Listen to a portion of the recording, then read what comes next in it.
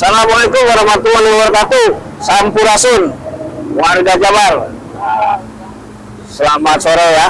Untuk hari ini, kenalkan dulu nama saya Yadi ya, Yadi Suryadi sebagai Ketua Aliansi Pemuda Anti Korupsi dan juga menjabat sebagai Serikat Buruh Nasionalis Indonesia. Dalam hal ini saya akan membahas tentang kericuhan ya, atau pernik-pernik atau gejolak keluhan-keluhan ya dari para orang tua murid tentang PCMB yang kemarin itu adanya program sekolah maung ya, manusia unggulan. Seperti yang masyarakat warga Jabar kemarin mungkin banyak di TikTok ya segala macam itu tentang yang keluhan-keluhan diantaranya para orang tua murid yang memang sudah masuk itu tergeser dengan beberapa yang pendaftar yang baru. Dalam hal ini mendasarnya apa kendalanya sekolah maung di Jabar itu sebetulnya? Kendala utama sekolah maung itu atau manusia unggul ya, Jabar 2026-2027. Satu, masalah teknis dan pelaksanaan yang paling terasa. Contohnya sistem pendaftaran belum matang.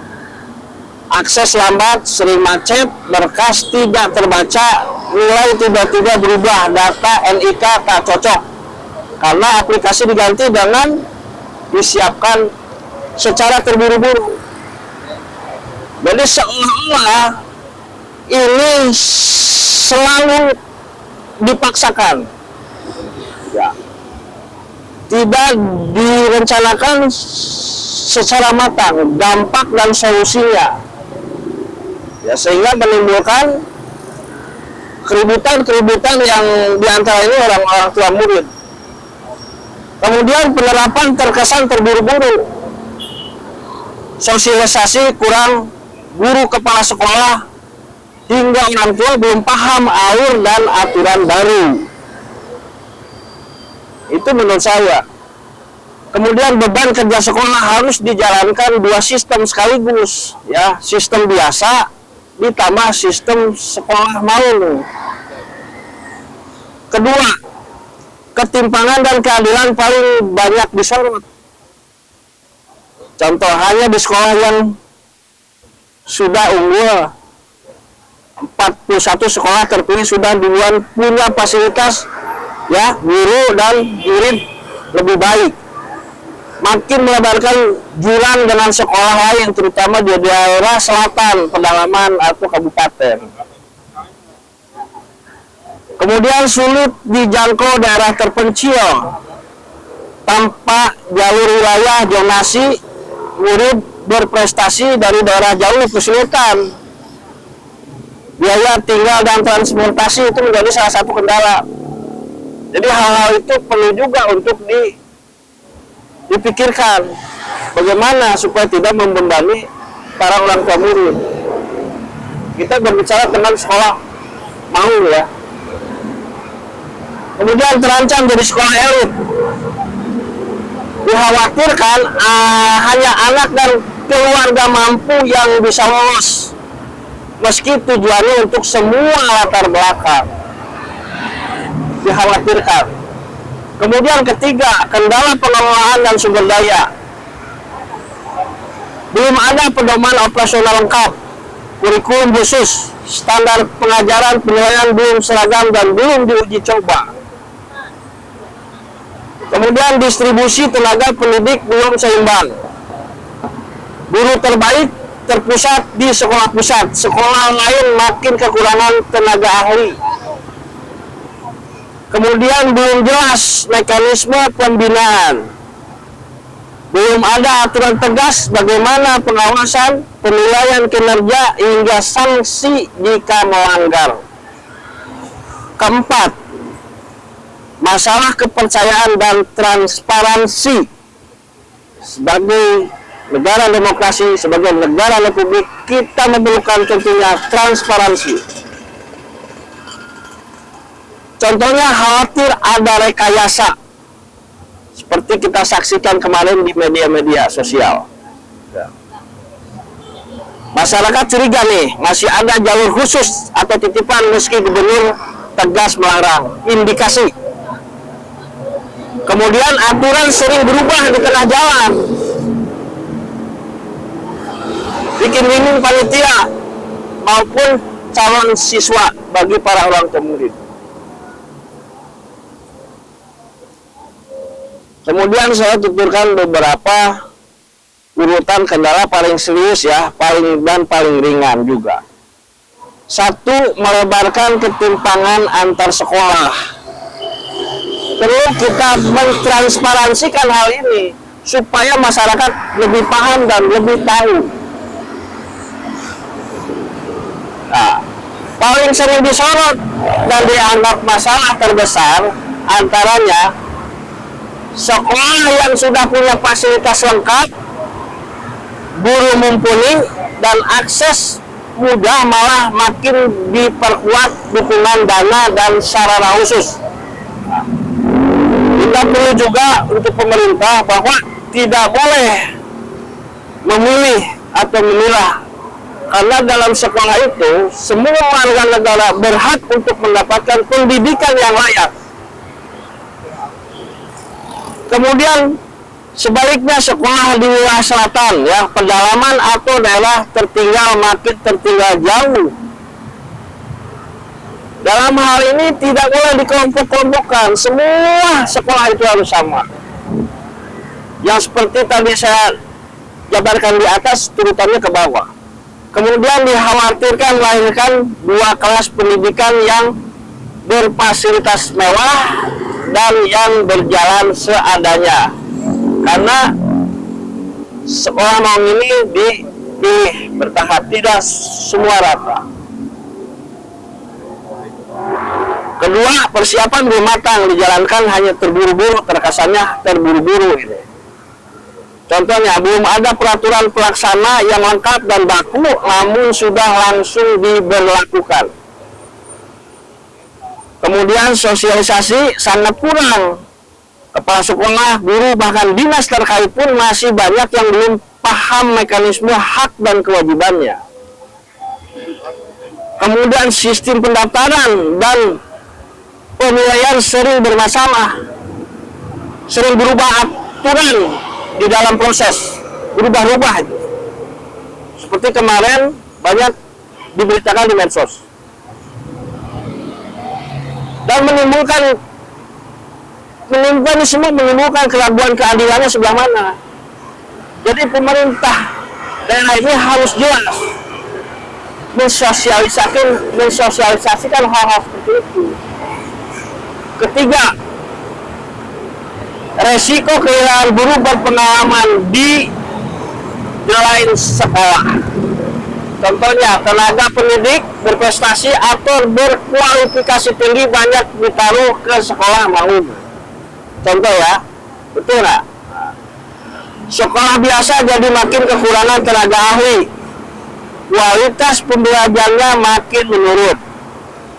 Kemudian belum ada aturan jelas tentang pemindahan, penempatan maupun rotasi agar bisa merata. Keempat, akses belum adil dan dikhawatirkan jadi sekolah elit. Jadi transparansi sosialisasi ini terutama dari dinas pendidikan dan yang mempunyai program sekolah Maung ini harus jelas. Mensosialisasikan itu harus jelas biar masyarakat tidak jadi bingung dan ragu-ragu dengan hal apa yang tadi saya terangkan di atas. Contohnya, akses belum adil dikhawatirkan dari sekolah elit. Contohnya, tanpa pembagian wilayah atau jalur khusus daerah, anak berprestasi dari keluarga kurang mampu atau tempat jauh sulit menjangkaunya karena belum ada jaminan akomodasi dan biaya. Kemudian masyarakat masih melakukan transparansi. Sebagai negara demokrasi, kita wajib untuk mentransparansikan semua tentang kebijakan atau menjelaskan tentang di publik itu. Kemudian belum ada mekanisme tegas untuk menjamin anak dari latar belakang ekonomi lemah tetap punya peluang setara. Belum ada ketetapan. Kelima, belum ada ukuran keberhasilan dan tanggung jawab yang jelas. Contoh, belum ditetapkan indikator keberhasilan, cara penilaian kinerja, hingga batas waktu evaluasi program. Kemudian belum ada ketentuan apa yang terjadi jika sekolah tersebut tidak mampu memenuhi standar yang diharapkan. Kemudian alokasi dana. Nah, alokasi dana juga belum tertata secara tepat dan terjamin untuk jangka panjang. Ya. Ada apa sebenarnya? Ketidaksiapan apa ada sesuatu yang disembunyikan atas dasar sekolah yang memang programnya bagus tersebut? Kalau saya secara pribadi, ya, itu menulis sesuatu yang memang belum tercium, tapi saya bisa menelaah semuanya. Jangan menimbulkan satu permasalahan yang membuat masyarakat itu menjadi ragu-ragu. Kita berbicara tentang anak didik, ya, anak sekolah, kader bangsa, kader perjuangan, kader pembangunan yang akan membangun masa depan nanti Jawa Barat khususnya. Jadi tolong mohon hati-hati, ya, berbicara pendidikan. Jangan sampai pendidikan ini menjadikan satu alat politis yang menjadikan seseorang menjadi tujuan yang tidak benar dengan mengorbankan pendidikan. Saya berpendapat tentang kejadian kemarin, ya, begitu ada kericuhan, Pak Gubernur itu langsung ke lokasi. Bagus, ya. Tapi dalam hal itu saya mencermati, ya, ada pegawai di situ, kalau tidak salah kabin dan operator, ya, karena kutip diberhentikan atau diapalah. Sebaiknya harus melalui mekanisme, meskipun gubernur mempunyai hak untuk memberhentikan langsung, tapi dalam mekanisme berdemokrasi kita tidak usah seperti itu. Ada melalui musyawarah dulu, rapat dulu sesuai struktur, ya. Jadi jangan main berhenti, kamu berhenti apa, nggak boleh. Itu mencerminkan, menurut saya itu otoriter. Saya tegaskan itu otoriter. Itu kan ada kadis, ada kabin, dan ke bawahnya. Udah gubernur diam aja dulu, sesuai nanti keputusan dari kadis, karena kadis itu yang tertinggi di dinas itu terkait. Meskipun ya gubernur itu langsung mempunyai hak. Jadi saya berpikir di mana kehormatan kadis di situ? SOP apa yang dipakai? Jadi tolong, kita ini negara yang demokrasi, ya. Kita ini negara republik. Negara demokrasi memakai sopan santun, tata cara yang baik dan benar. Mungkin semua juga di Jawa Barat sama apa itu tentang arti demokrasi. Sudah paham semua. Saya mungkin di sini hanya menyampaikan beberapa keluhan dari para orang tua murid. Saya berharap tentang sekolah ini, tolong Pak, tolong dikasih kemudahan untuk akses pendidikan. tolong kasih kemudahan. Ya. Geus manunggues tahun kamari jika kitu, ayeuna dihesekkeun jika kieu. Ya. Tolong simak dari atas sampai bawah. Tadi saya berbicara. Ya. Mohon untuk direnungi, keluarkanlah kebijakan yang baru yang tidak menimbulkan kericuhan, yang mempermudah untuk masyarakat Jawa Barat. Ya pantas saja kemarin para orang tua itu sampai marah-marah begitu, karena satu memang sosialisasi, memang satu tidak ada kesiapan. Tidak mungkin orang tua itu marah-marah tanpa alasan yang jelas, karena mereka tidak paham. Sosialisasinya tidak secara merata. Ya. Pemetaan itu di awal harusnya, bukan sesudah kejadian. Nah, disinilah kita mengkoreksi, ya, mengkritisi apa yang harus kita jalani bersama. Jalan keluar apa? Sok rangkul semua tokoh yang ada di Jawa Barat.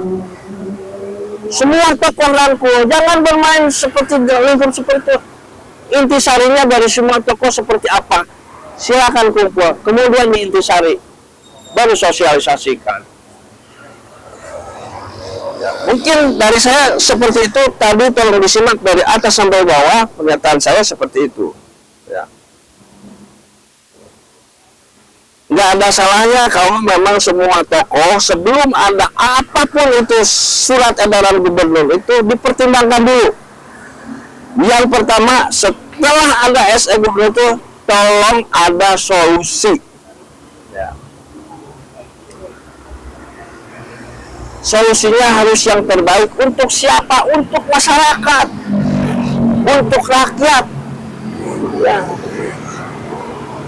Mungkin dari saya cukup sekian. Saya Yadi Suryadi. Nanti kita akan sambung kembali. Terima kasih. Assalamualaikum warahmatullahi wabarakatuh. Sampurasun.